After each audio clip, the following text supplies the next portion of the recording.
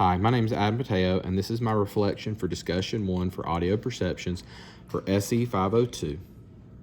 Hi, this discussion post really struck a chord with me and the situations and experience that I've had in relation to my relationships and what I've had with my siblings and with the siblings of my wife.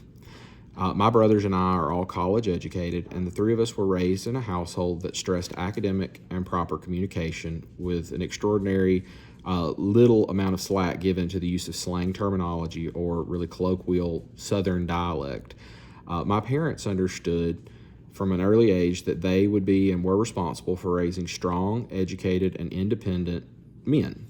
They wanted to instill a sense of professionalism in their children to give us the chance to be more successful than them and have a greater chance for opportunities than they had as adults.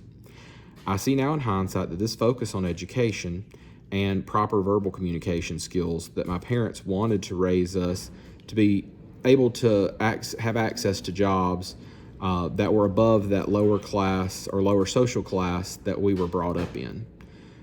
With my parents, they also understood the challenges of society, seeing that some of the more common articulation errors experienced in children were seen as cute or humorous, and their efforts were ignored by their friends and many family members who would say things like, just let us be little, or that my parents were too hard on us. And then my parents sought out every opportunity to correct our misuse of that verbal communication, and they eventually sought support when problems persisted beyond those normal developmental stages.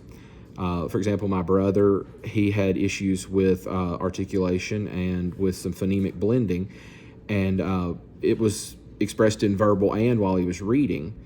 And my mother chose to purchase phonics programs to assist him in trying to diminish that deficit so that he could still be successful and get him the help that he needed. And then on the other hand, with those positive experiences, I have to share this negative in some ongoing experience that I have with perceptions of individuals with articulation and phonological disorders.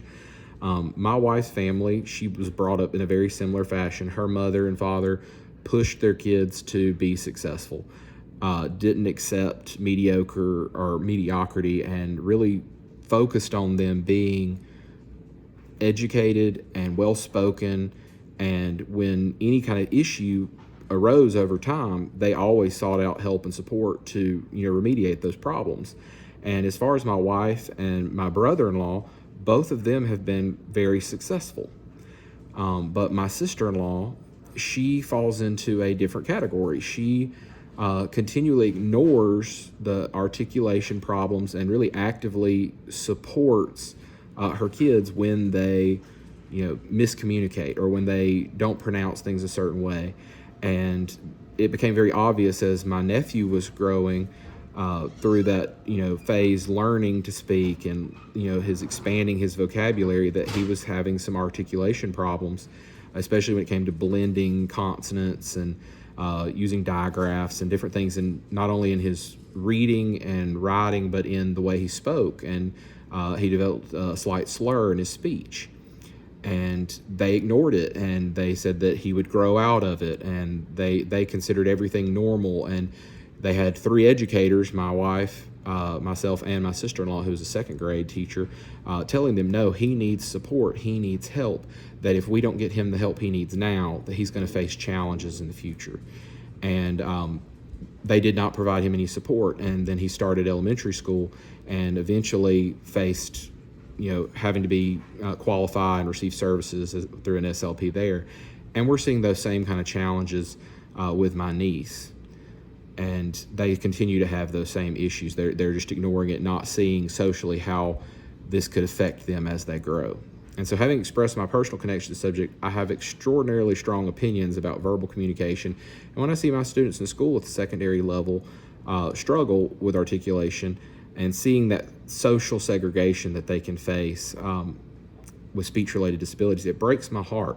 It's become very clear in my experience that the world and society has very cut and dry expectations for the way that a successful person should sound when they speak.